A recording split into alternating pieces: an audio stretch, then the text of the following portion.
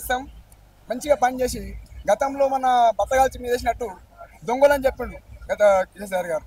అలాంటి మాటలు అబద్ధం మాటలు చెప్పేసి ఎవరో ఒకరు చేసిన తప్పుకు మొత్తం వ్యవసాయంగా నాశనం చేసేసి ఈరోజు మేము ఏమంటున్నామంటే జీపే వ్యవస్థ ద్వారా మేము రేపు పొద్దున మంచి పేరు తెచ్చి మా రేవంత్ రెడ్డి నమ్మకాన్ని నిలబెడతామని తెలియజేస్తున్నాం. అయితే ఏదైతే ధరణి తెచ్చారో వీళ్ళు కొత్తగా భూభారతి అనే కాంగ్రెస్ ప్రభుత్వం తెచ్చింది.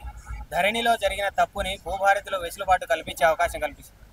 చాలా ఒక విషయం చెప్పాలంటే ధరణికి భూభారతికి చాలా తేడా ఉంది.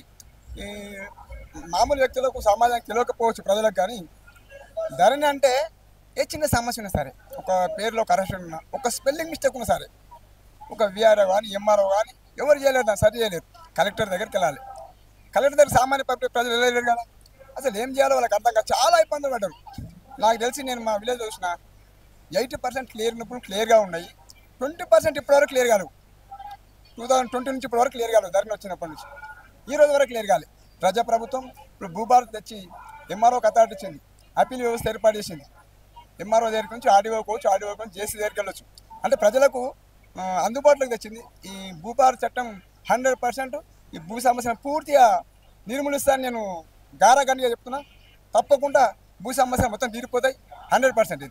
ఇది గతంలో మీరు రకరకాల డిపార్ట్మెంట్లలో పనిచేశారు, మళ్ళీ తిరిగి మీ రెవెన్యూ డిపార్ట్మెంట్కే వచ్చారు. సో మీరు ఇప్పుడు ఈ సందర్భంగా ఏదైతే రేవంత్ రెడ్డి గారు మీకు ఇప్పుడు జీపీఏ ఇస్తున్నారో, ఈ సందర్భంగా మీరు ప్రజలకు మళ్ళీ తిరిగి ఎలా సేవలు అందించబోతున్నారు?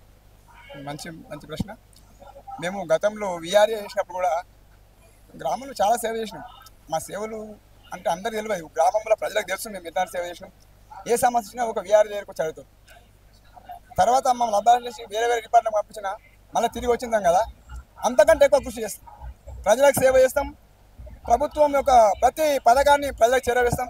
న్యాయంగా నీతిబద్ధంగా పనిచేస్తాం, ధర్మబద్ధంగా పనిచేస్తాం. ప్రతి మనిషికి మేము సేవ చేస్తాం. ప్రభుత్వ పథకాలు అన్నీ వాళ్ళకి అందుబాటులో వచ్చేటట్టు చాలా పెద్ద కృషి చేస్తాం. ఎక్కువ టైము మేము ప్రజల కోసం పనిచేస్తామని, ప్రజాసేవ బాగా చేస్తామని మేము తెలియజేస్తాం. ఏదైతే మీరు కొత్తగా మళ్ళీ తిరిగి రెవెన్యూ డిపార్ట్మెంట్కి వెళ్తున్నారు, అయితే ఈ సందర్భం ఏదైతే ఉందో ఇప్పుడు మీరు నియామక పత్రాలు తీసుకోబోతున్నారు, ఈ సందర్భంలో మీరు రేవంత్ రెడ్డి గారికి ఎలా కృతజ్ఞతలు తెలియజేయబోతున్నారు?